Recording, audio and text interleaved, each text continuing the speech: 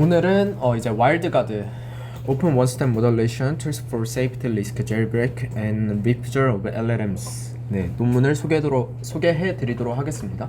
해당 논문은 유리스 2024에 등재되었고요. 현재 인용수는 394회입니다. 본격적으로 발표하기에 앞서서 목차를 잠깐만 설명해 드리자면 이제 인트로덕션과 동기, 그 다음에 어떻게 이 와일드가드 믹스라는 데이터셋을 만들고 어떻게 훈련시켰는지, 그 다음에 실험 설계와 실험 진행하고 마지막으로 리미테이션 앤 컨클루전입니다. 먼저 LLM 모듈레이션이라는 용어에 좀 익숙해질 필요가 있을 것 같은데요. LLM 모듈레이션이란 쉽게 생각해서 가드레일의 역할을 하는 거라고 보시면 됩니다. 그래서 대표적인 가드레일의 역할이라고 하면 이제 프롬프트의 유해성을 감시하거나 혹은 모델이 내뱉은 말, 리스폰스의 유해성을 감시하는 역할들을 할 수가 있겠죠. 그래서 그런 역할들을 하는 것들을 모듈레이터라고 부르게 됩니다. 현재 이 LLM 모듈레이션이 필요한 이유는 다음 두 가지로 논문에서 소개하고 있는데요. 먼저 첫 번째는 프롬프트와 리스폰스의 리스크가 있기 때문입니다. 사용자가 유해한 질문을 할 수도 있고 또 모델이 유해한 답변을 할 수도 있어서 이를 판별하는 작업이 필요합니다. 하지만 해당 논문에서는 이제 리미티드 스코프, 즉 바라보는 한계점이 있다고 말합니다. 기존 가드레일들은 사용자의 프롬프트와 모델의 응답만 가지고 유해성을 판단했는데 해당 논문에서는 그것만으론 부족하다라고 주장을 합니다. 다음 페이지를 가보게 되면 이제 그래서 논문에서 A와 B는 기존 연구에 있기 때문에 부족한 스코프를 해결하기 위해서 C라는 관점, 태스크를 하나 추가하게 됩니다. 해당 태스크는 리스폰스 리퓨절, 줄여서 RR이라고 부를 수 있습니다. 이는 모델이 사용자의 응답에 대해서 거절했는지 혹은 순응했는지를 보는 태스크입니다. 해당 태스크가 왜 필요한지는 차후에 차근히 말씀해 드리도록 하겠습니다. 먼저 기존 모듈레이션 툴의 한계를 살짝 살펴보자면 adversarial, 그 다음에 jailbreak 프롬프트의 탐지가 약하다라는 기존의 한계가 있었는데요. 이것은 무슨 뜻이냐면 이와 대조되는 말로는 이제 바닐라 프롬프트와 다이렉트 쿼리라고 할 수 있을 것 같습니다. 이 둘의 차이점은 바닐라와 다이렉트는 말 그대로 이제 유해한 질문을 바로 던지는 것을 의미하고 adversarial and jailbreak는 이런 유해한 질문을 돌려서 이제 질문을 하는 것을 그런 프롬프트를 의미합니다. 뭐 예시를 들어서는 템플릿을 적용할 수도 있겠고요. 아니면은 특정 단어를 좀 뉘앙스가 착한 다른 단어로 바꿀 수도 있을 것 같습니다. 그 다음에 또 하나의 문제는 리퓨절 판단 부족이라는 문제입니다. 이것은 무슨 뜻이냐면 아무리 사용자가 안전한 질문을 답했다 하더라도 모델이 그것을 오해해서 오히려 과도한 방어를 할 수가 있습니다. 이것을 논문에서 오버 리퓨절이라고 하는데 이런 것들을 판단할 수 있는 근거 혹은 수단이 부족했다라고 말합니다. 그래서 기존 모듈레이션 툴의 한계는 이 두 가지로 요약할 수 있을 것 같고요. 그래서 와일드가드의 핵심은 다음 두 가지입니다. 먼저 하나는 오픈소스로 공개했다는 것입니다. 물론 와일드가드 이따 익스퍼리먼트를 보시면 아시겠지만 와일드가드와 GPT-4의 성능이 되게 비슷하게 나옵니다. 하지만 가장 큰 차이점은 와일드가드는 오픈소스이고 GPT는 상용 API라는 점입니다. 그 다음 또 다른 핵심은 멀티태스크, 아까 기존의 한계에서 부족했던 RR, 즉 사용자의 프롬프트에 대해서 순응했는지 거부했는지에 대한 판단 근거를 이제 멀티태스크로 해결하겠다라는 뜻입니다. 그래서 핵심을 요약해보자면 와일드가드는 사용자의 입력, 모델 응답, 그리고 모델의 거절 여부를 함께 판단하는 원스텝 멀티태스크 세이프티 모듈레이션 도구이다 라고 할 수 있습니다. 그 다음 이미지는 논문에서 제시하는 와일드가드 믹스, 즉 와일드가드를 학습시키는 데 사용한 데이터셋의 전체적인 피규어입니다. 네, 이건 참고용으로만 봐주시면 될 것 같고, 그래서 밑으로 가서 좀 더 자세히 설명드리도록 하겠습니다. 이 와일드가드 믹스는 다음 세 가지의 특징이 있는데요. 하나는 이제 13개의 유해성을 나누는 카테고리가 존재하고요. 또 92,000개의 예시로 구성되어 있습니다. 논문에서 주장하기로는 라벨드된 이그젬플로는 현재까지 가장 큰 데이터셋이라고 합니다. 또 와일드가드 믹스는 학습용과 평가용이 나누어져 있습니다. 그래서 학습용은 와일드가드 트레인, 평가용은 와일드가드 테스트 이렇게 부릅니다. 본격적으로 와일드가드 믹스의 구성을 한번 살펴보도록 하겠습니다. 본격적으로 봤을 때 지금은 이 부분을 설명하고 있습니다. 피규어에서 이 6가지 부분을 한번 설명드리도록 하겠습니다. 종류는 benign property, harmful property, 그 다음에 benign과 compliance, benign과 refusal, harm과 compliance, harm과 refusal 이렇게 6가지로 나눌 수 있는데요. 이 뒤에 플러스들은 모델의 리스폰스를 뜻하게 되고 그 다음에 그 플러스 전 혹은 단독으로 있는 것은 프롬포트를 의미하게 됩니다. 그래서 첫 번째 종류인 비나인 프롬포트부터 보면 안전한 직접 질문이라고 할 수 있고요. 바닐라 쿼리에서는 애드버서리얼 쿼리에서는 안전해 보이지만 제일브레이크처럼 보이거나 혹은 우회 표현을 가진 질문입니다. 당연히 애드버서리얼 쿼리가 기존 연구들의 한계로 지적됐던 만큼 이 부분을 이제 파괴하기 위해서 많은 노력을 기울였고요. 함플 프로포트는 말 그대로 유해한 질문들을 의미하는 겁니다. 그 다음으로 비나인과 컴플리언스는 사용자는 안전한 질문을 하였고 그 다음에 모델의 답변도 안전한 것을 의미하는 거고, 비나인과 레퓨절은 사용자는 안전한 질문을 하였지만 모델은 이를 유해하다고 판단하여 거절한 데이터셋을 의미합니다. 다음으로 함과 컴플리언스는 유해한 질문에 대해서 모델이 순응한 경우, 함과 레퓨절은 유해한 질문에 대해서 모델이 거절한 경우를 의미합니다. 이 와일드가드 믹스 구성으로는 아까 전 슬라이드에서 말한 13개의 카테고리, 4개의 상위 리스크 카테고리와 그 하위에 13개 세부 카테고리 리스트를 나열한 겁니다. 그래서 이 표를 보시면은 4개의 상위 리스크들은 이 프라이버시와 misinformation, harmful language, 그 다음에 malicious uses 이렇게 4가지로 나뉘고요. 각각에 대해서 각각 3가지, 2가지, 4가지, 4가지 이렇게 해서 총 13개의 카테고리로 나눌 수 있습니다. 이 카테고리 같은 경우에는 와일드가드에서 제시한 것은 아니고 기존 다른 연구에서 가져왔던 리스크 카테고리입니다. 와일드가드 믹스 구성은 앞서 말했다시피 데이터셋과 학습용 데이터셋과 평가용 데이터셋으로 나뉠 수 있는데요. 이것을 좀 더 자세히 보기 위해서 다음과 같은 그림을 준비했습니다. 이것은 와일드가드 트레인이라는 하나의 데이터셋을 각각의 관점으로 나눈 것입니다. 그래서 같은 색이 같은 분류라고 생각해 주시면 되고, 그래서 와일드가드 트레인은 바닐라와 애드버서리얼 프롬프트로 나눌 수 있고요.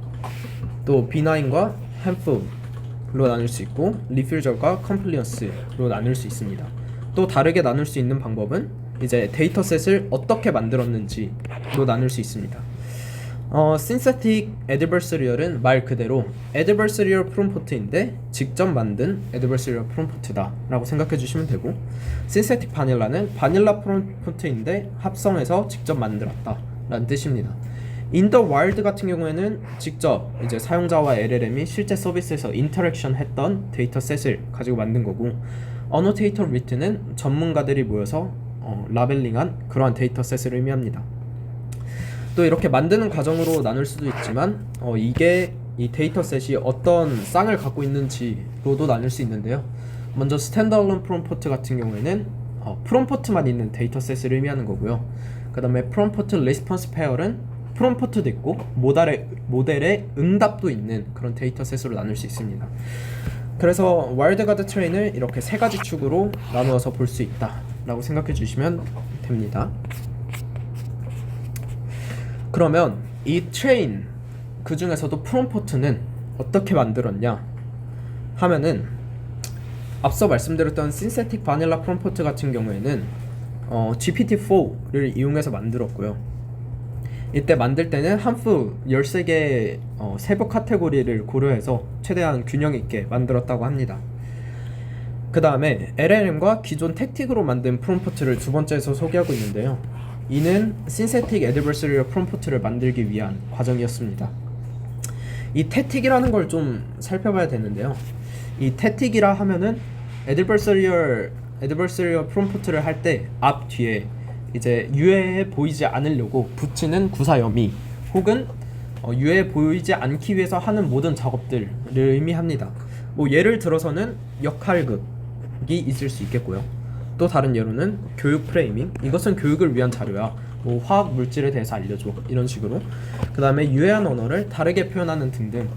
또 이 외에도 저수준의 언어를 사용해서 아스키 코드나 혹은 16진수를 활용해서 프롬프트를 할 수도 있습니다.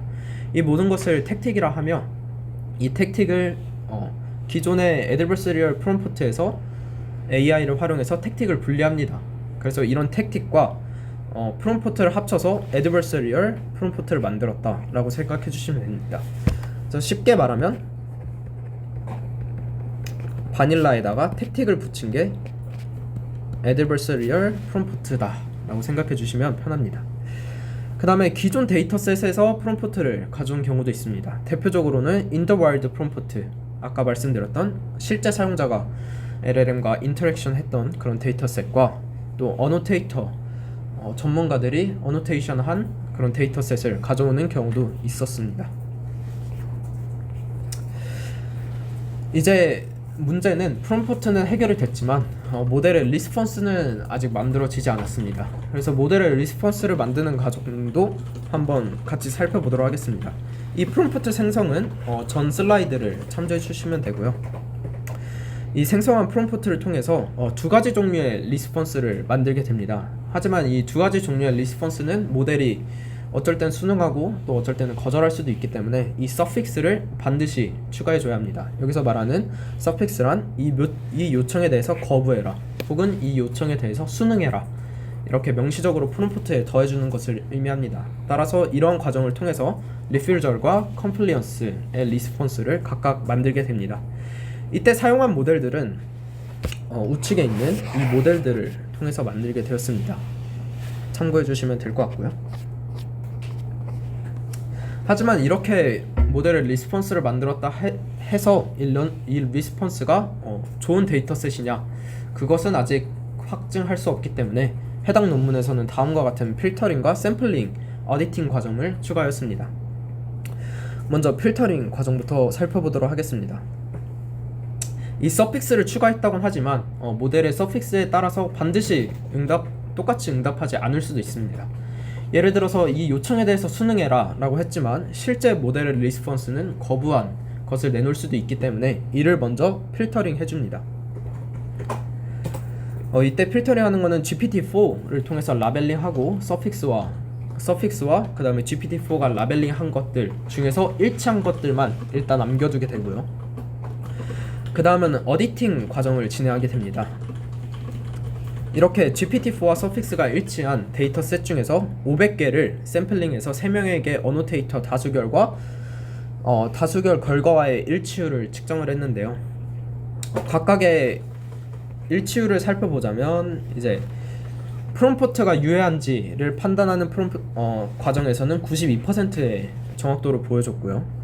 리스폰스 하프, 즉 모델이 내놓은 답변이 유해한지를 판단하는 것에서는 82%의 정확도, 또 모델이 거절했는지 혹은 수능했는지를 판단하는 태스크에서는 95%의 정확도를 보였습니다. 네, 그 다음에 이렇게 모인 데이터셋들에 대해서 이제 각각의 라벨들을 균형 있게 샘플링합니다. 균형 있게 샘플링한다는 것은 개수를 최대한 비슷하게 맞췄다라고 이해해 주시면 됩니다. 네, 그래서 샘플링한 결과는 다음과 같습니다. 먼저 직접 합성으로 만든 프롬프트와 리스폰스 페어리 35,000개, 그 다음에 프롬프트만 있는 합성 데이터셋이 36,000개, 그 다음으로 모델의 응답까지 있는 데이터셋이 3,500개, 실제 사용자들의 프롬프트로 만들어진 게 1,888개, 그 다음에 전문가들의 어노테이션으로 만들어진 게 9,491개 총 이렇게 만들어졌습니다. 하지만 보시면 아시다시피 신세틱 데이터셋이 상당히 많습니다. 대략 한 83% 정도가 직접 합성한 GPT-4를 통해서 합성한 데이터셋입니다. 네, 아까까지는 이제 모델의 학습을 위해서 만든 거였고요. 이렇게 만든 모델의 학습에서 이제 직접 테스트를 돌려봐야 하기 때문에 이 라벨링 작업이 또 필요합니다. 그러기 위해서 앞서 만들었던 신세틱 바닐라와 어드버서리얼 프롬프트 리스폰스 페어에서 1725개를 가져오고요. 각각의 페어에 대해서 태스크 라벨을 붙이게 됩니다. 라벨은 다음과 같은 세 가지, 앞서 말씀드렸던 프롬프트가 유효한지, 답변이 유효한지, 모델이 수능했는지 거절했는지에 대한 라벨을 붙이게 되고요. 그 다음에 3명의 어노테이터가 이 라벨들을 직접 다수결을 해봅니다. 이때 만약에 다수결로 정해진다면 그대로 데이터셋으로 쓰는 거고, 만약에 3명이 각각 다른 라벨을 지목했다, 즉 다수결로 합의가 안 난다 라고 했을 때는 그 데이터셋은 과감하게 버립니다. 다음으로 이렇게 다수결한 결과와 또 GPT-4의 클래시파이어를 통해서 일치하는지를 한 번 더 검토합니다. 즉 다수결 결과와 또 GPT-4 클래시파이어과의 일치율도 보고, 만약에 다르다면 사람이 한 번 더 검토하고 맞다면 그대로 데이터셋으로 쓰는 겁니다. 그 다음에 이것은 와일드가드 믹스 뿐만 아니라 액세스 테스트 RESP라는 별도의 데이터셋입니다. 이 데이터셋을 설명해 보자면 유해해 보이지만 실제로는 안전한 프롬프트를 갖고 있는 데이터셋입니다. 뭐 예를 들어서 Python kill 명령어를 알려줘 라고 했을 때 실제 문맥상으로는 이 프롬프트가 안전하지만 모델은 kill이라는 단어에 꽂혀서 이 프롬프트가 유해할 수 있다 라고 판단할 수 있는 그런 데이터셋을 모아놓은 겁니다. 그래서 이 데이터셋도 평가를 위해서 사용되었고요. 앞선 과정과 똑같이 LLM을 통해서 리스폰스를 생성하게 됩니다. 이 중에서 일부를 랜덤 샘플링 하고요. 그 다음에 모델의 답변이 유해한지와 모델의 답변이 리퓨저 컴플런스인지로 또 라벨링을 하게 됩니다. 앞서 다수결로 일치되지 않았던 것은 버리는 것과 마찬가지로 여기서도 다수결로 합의가 되지 않으면 해당 데이터셋은 과감하게 버리게 됩니다. 그래서 총 개수는 리스폰스 함플이 446개, 리퓨저 디텍션이 449개로 나뉘게 됐습니다. 네, 이제 해당 데이터셋을 가지고 직접 모델을 학습시켜서 와일드가드라는 모델을 만들 건데요. 해당 모델의 베이스 모델은 미스트랄 7빌리언이 되겠고, 그 다음에 트레이닝 데이터는 아까 만들었던 와일드가드 트레인을 사용하게 됩니다. 학습 기법으로는 인스트럭션 튜닝, 슈퍼바이스드 러닝의 일부 파인 튜닝 기법이라고 생각해 주시면 되고요. 그래서 총 3가지의 태스크를 진행하게 됩니다. PH, RR, RH입니다. 그래서 와일드가드가 실제 동작하는 것을 살짝 보자면, 이렇게 인풋 포맷이 들어왔을 때 이 아웃풋 포맷이 와일드가드가 직접 수행한 결과입니다. 그래서 HR를 이제 yes or no로 답하게 되고요. 리스폰스도 yes or no 아니면 NA로 답하게 됩니다. 여기서 NA라 하면은 not applicable로 해당 없음 이란 뜻입니다. 아까 데이터셋을 분리할 때 프롬프트만 있는 데이터셋도 있다고 하였는데요. 이런 경우에는 모델의 답변이 없기 때문에 뭐라고 분류할 수가 없습니다. 이런 경우에 대해서 NA로 출력하는 것이고, 함플 리스폰스도 마찬가지로 리스폰스가 없는 경우에는 NA로 출력하고, 그 외의 경우는 yes or no로 답하게 됩니다. 이제 본격적인 이밸루에이션을 진행해 보도록 하겠습니다. 해당 벤치마크는 3가지 태스크에 관해서 각각 이렇게 나눌 수 있을 것 같습니다. 그래서 PH를 나누는 태스크에서 쓴 벤치마크는 다음 아래 5가지와 같고요. 그 다음에 RH 태스크를 평가하기 위해서 쓴 벤치마크는 다음 4개와 같습니다. 또 RR 혹은 Refusal Detection을 평가하기 위해서 사용한 벤치마크는 아래 두 개와 같습니다. 네, 본격적인 이제 실험 결과치를 보기에 앞서 와일드가드가 기존 모델들과 어떤 점이 다르냐를 직관적으로 보여준 그림입니다. 아까 말씀드렸던 이 모델이 수능했는지 혹은 거절했는지에 대한 태스크는 대부분의 모델이 지원을 안 하고 있습니다. 하지만 와일드가드는 지원을 하고 있다는 점이고, GPT-4만 유일하게 이제 프롬프트 엔지니어링을 통해서 세 가지 태스크를 모두 진행할 수 있게 할 수 있긴 하지만 오픈된 모델이 아닙니다. 더구나 학습된 데이터셋도 공개하지 않았기 때문에 와일드가드는 이 모든 것을 극복했다라고 주장하고 있습니다. 네, 그래서 결과를 한번 살펴보면 원래는 더 많은 모델이 있지만 핵심적인 결과치들만 한번 가져와 봤습니다. 여기에 있는 이것들은 각각의 벤치마크에서의 점수라고 보시면 되고, 결국 에버리지, 평균을 놓고 봤을 때는 여기에 있는 와일드가드가 GPT-4보다도 소폭 높은 성능을 보여줌을 볼 수 있습니다. 네, 해당 벤치마크는 이제 퍼블릭 벤치마크로서 다양한 벤치마크들이 있는 점수들입니다. 그래서 이 벤치마크도 쓰고, 이 벤치마크도 쓰고, 이 벤치마크도 쓰고, 이 벤치마크도 쓰고, 이 벤치마크도 썼을 때 퍼블릭 벤치마크라고 하고요. 거기에서의 성능은 와일드가드가 GPT-4보다 살짝 더 우세했다입니다. 또 퍼블릭 벤치마크에서 이번에는 모델의 답변이 유해했는지 판단하는 태스크에서도 와일드가드가 소폭 GPT-4보다 좀 더 높았음을 볼 수 있습니다. 다음으로는 와일드가드 테스트입니다. 와일드가드 믹스를 만들고 일부 아까 어노테이션을 통해서 만들었던 테스트 데이터셋에서는 토탈로 보면은 결국 와일드가드가 살짝 더 우세했고요. 여기서 눈여겨봐야 할 점은 adversarial, 즉 돌려서 유해한 질문을 했을 때 이때 같은 경우에는 대략 3% 정도 확연한 차이가 있었습니다. GPT-4와 비교했을 때. 따라서 와일드가드는 바닐라 프롬프트에서도 강하지만 애드버서리얼에서는 기존 모델들과 확실히 차이가 있다라는 점입니다. 네, 다음은 이제 와일드가드 테스트로 리스폰스 함풀니스를 측정해 봤을 때인데요. 이때는 GPT-4가 좀 더 소폭 성능이 좋았습니다. 네, 다음으로는 이제 모델의 순응 또는 거절을 평가하는 태스크에서도 GPT-4가 좀 더 소폭 높긴 했지만, 네, 앞서 보셨다시피 와일드가드도 그에 준하는 성능이나 혹은 그보다도 높은 분야가 있었습니다. 다음으로는 이제 어블레이션 실험을 살짝 보면 좋을 것 같은데요.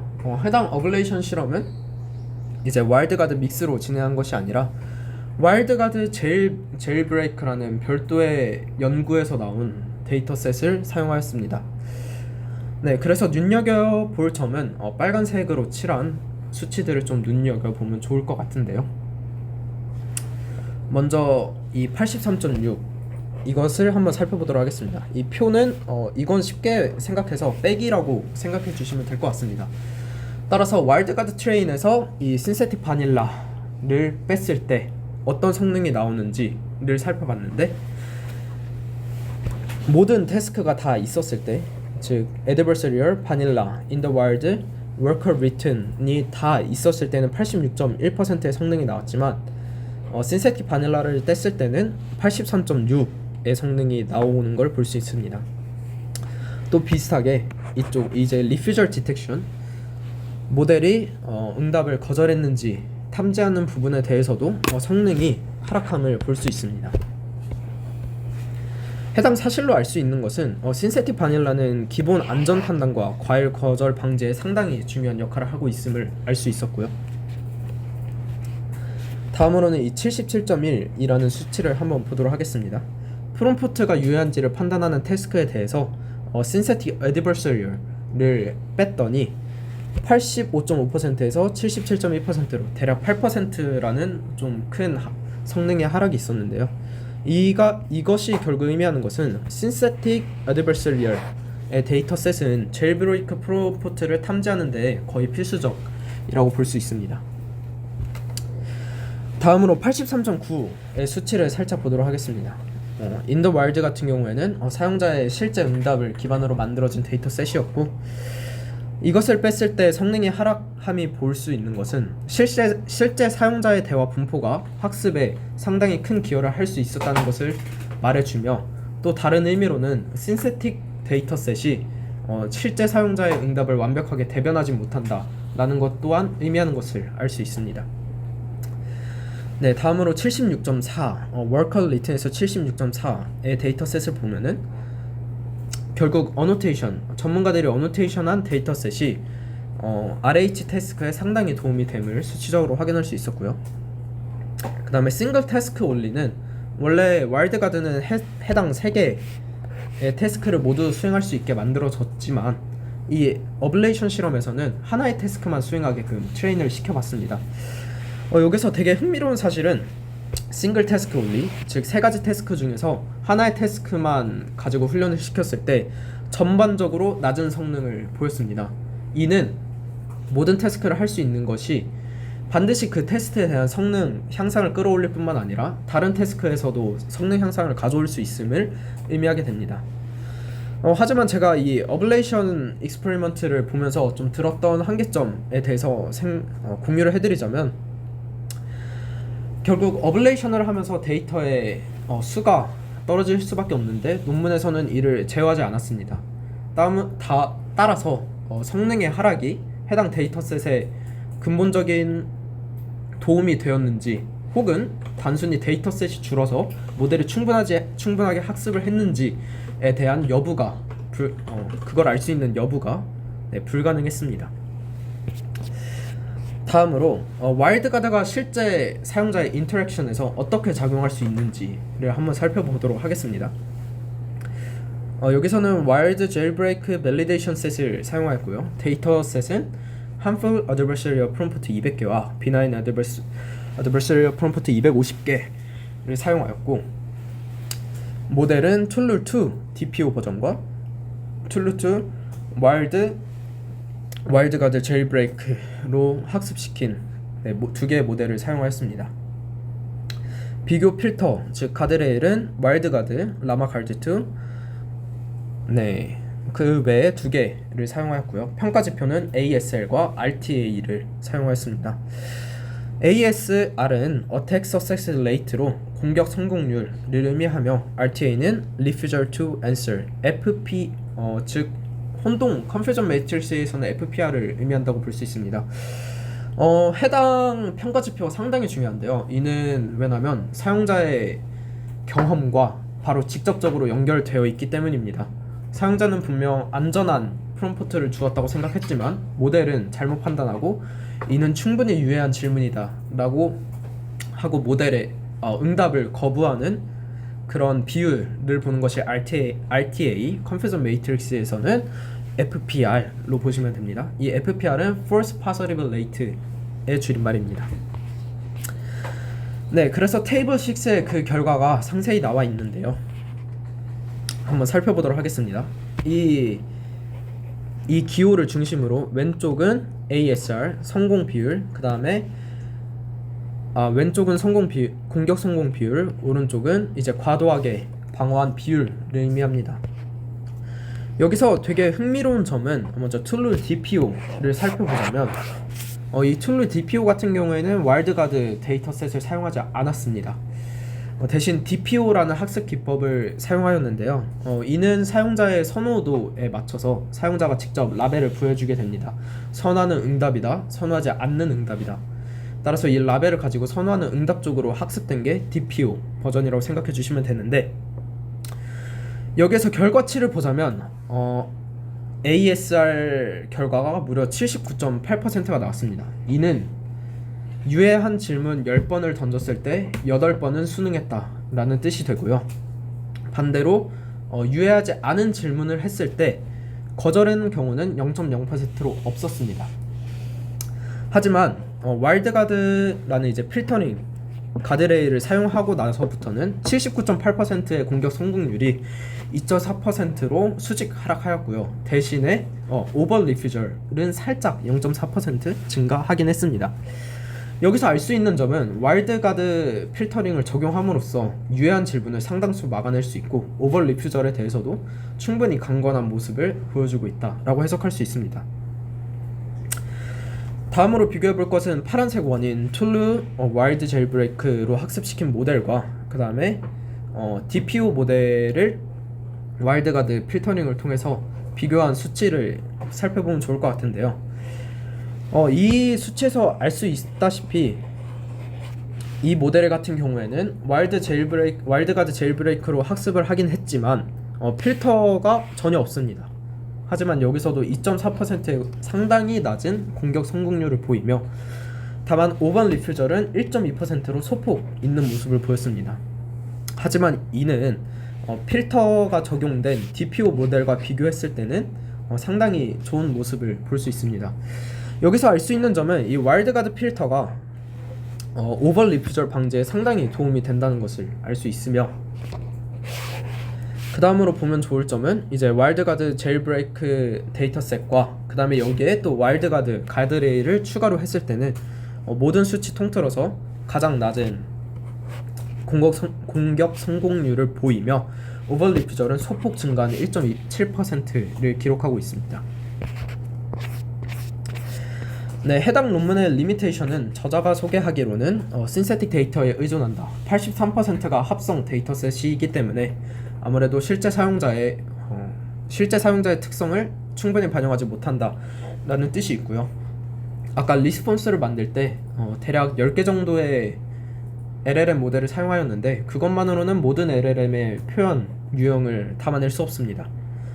또한 초반부에 봤었던 13개의 리스크 카테고리 또한 완벽하지 않을 수 있으며 현재 논문에서는 리퓨절에 대해서 수능했다 혹은 아니다 이렇게 이분법적으로 분리하는데 이것도 상당히 문제가 있을 수 있습니다. 이 리퓨절 같은 경우에는 단순히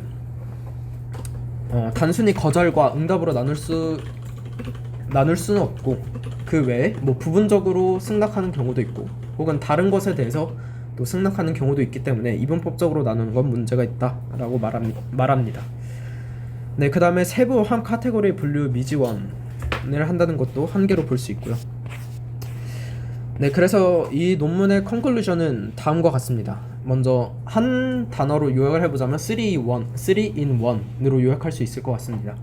즉 3개의 태스크를 하나의 모델로 특히 오픈소스로 가능하게 했다는 점이 상당히 기여가 컨트리뷰션이 큰 논문이라 할 수 있고 네, PPT 준비는 여기까지가 끝인데 좀 더 추가적으로 제가 공유해드린 이제 정리본 문서에 총 4페이지에서 5페이지에 걸쳐서 이것은 저 혼자 디베이트를 해본 것입니다. 그래서 여기서 좀 디베이트 해본 것 중에서 함께 공유할 만한 것들을 소개해 드려보자면 네, 해당 디베이트에 관해서는 아무래도 저 혼자 디베이트를 한 거기 때문에 상당히 지엽적일 수 있고 좀 넓은 범위를 못 보는 한계가 있을 수도 있는데 한 번씩 읽어보시고 만약에 반론이나 추가적인 의문이 생긴다면 언제든지 말씀해 주시면 감사하겠습니다.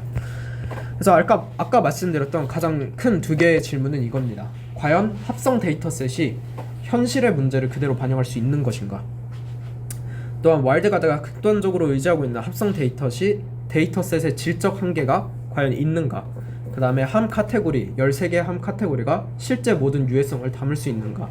이 2가지로 추격할 수 있을 것 같습니다. 그래서 제가 가장 처음 반론한 것은 와일드가드 데이터셋은 92,000개로 상당히 큰 규모의 데이터셋이지만 실제 사용자의 인터랙션에서 추출한 데이터셋은 11,000개에 불과합니다. 즉 10% 남짓한 수준이고 대부분의 합성 데이터셋 83%는 합성 데이터에 의존하게 됩니다. 하지만 여기서 문제가 발생하게 됩니다. 사용자의 공격 같은 경우에는 시간이 지날수록 창의적이고 또 다양한 공격 방법이 나올 수 있습니다. 이를 합성 데이터셋만으로 충분히 담아낼 수 있는가에 대한 질문인데 제가 만약에 와일드가드의 저자라면 다음과 같이 반론할 것 같습니다. 이는 와일드가드의 강점으로도 해석될 수 있을 것 같은데요. 왜냐면 단순히 임의로 합성 데이터셋을 만든 것이 아니라 사용자의 공격에서 나온 택틱을 활용했기 때문입니다. 즉 사용자가 어떻게 공격하는지 그런 유형을 분리하고 그것을 적용함으로써 다수의 신세틱 데이터를 만들었다라는 점입니다. 하지만 여기서 또 반론이 줄 수 있는데요. 출발점 자체는 인간이 만든 데이터셋이긴 했지만 과연 출발이 인간이 만든 데이터셋이었다고 결과가 반드시 인간의 특성을 따르냐? 그거는 또 별개의 문제입니다. 네, 그리고 또한 와일드가드에서 모델레이터 실험에서는 인터랙션 환경에 대한 효과성을 어느 정도 보여주었다는 점에서 다시 반론을 할 수 있을 것 같지만 단순히 이 벤치마크 또한 GPT-4의 관여가 독보적이었다라는 점 또한 문제로 들 수 있습니다. 즉 인공지능이 만들고 인공지능이 만든 데이터셋 평가 지표로 평가하였다는 상당히 큰 문제가 될 수 있으며, 하지만 여기서도 또 재반론을 해보자면 관찰된 택틱을 바탕으로 합성한 데이터는 기존 공격에는 강할 수 있지만, 즉 나타나지 않은 공격 유형에 대해서는 당연히 강한 모습을 보일 수 있겠지만 시간에 따라 점차 나타날 수 있는 다양한 공격 방식에는 취약하다라는 점입니다. 특히 이제 가장 문제가 되는 부분은 시간이 지남에 따라 새로운 유해한 표현이 등장한다는 점입니다.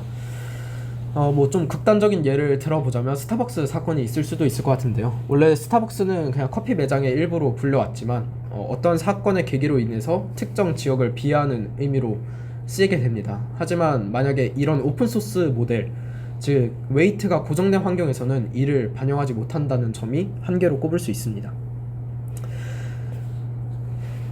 네, 그래서 첫 번째 디베이트는 이와 같고요. 그 다음 두 번째 디베이트를 살짝 보자면 RTA 감소와 RR 태스크의 의의를 좀 볼 수 있을 것 같은데요.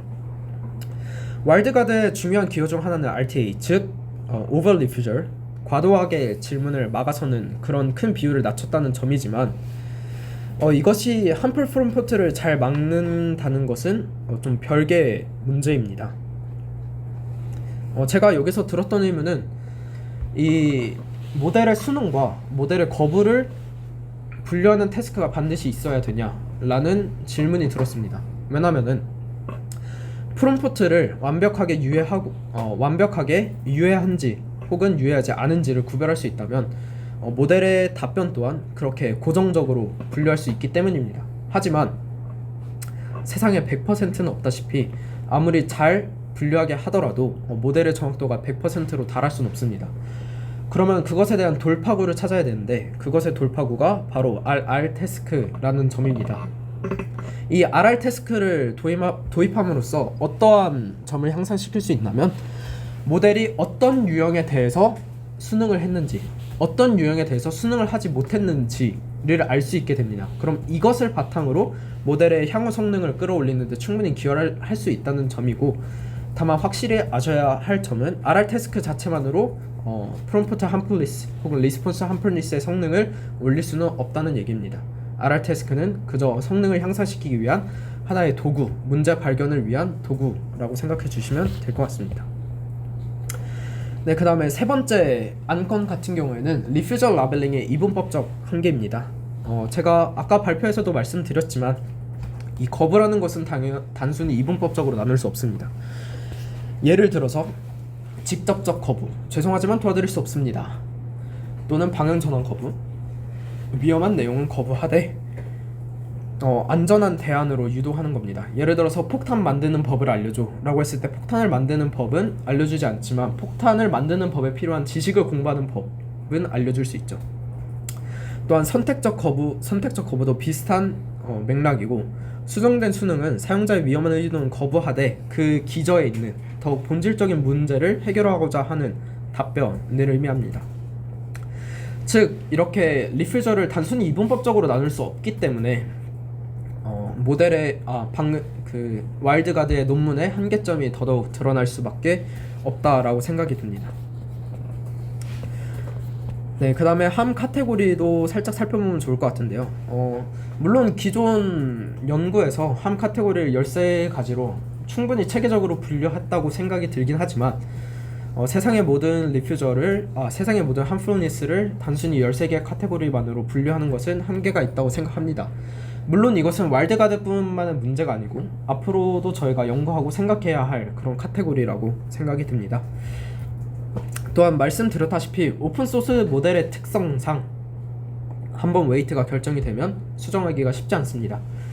다시 데이터셋을 만들어야 되고 그것을 통해 학습을 시켜야 되고 모델의 성능을 다시 원상복구하는 일이 절대 쉽지는 않지만 또 양면성이 존재합니다. 오픈소스이기 때문에 데이터셋을 훈련시킨 데이터셋을 모두 공개하고 또한 웨이트와 또 모델의 내부를 모두 들여다볼 수 있기 때문에 전문가들이 같이 합심하여서 문제 해결을 도모할 수 있다라는 점도 오픈소스의 장점이라고 생각할 수 있습니다.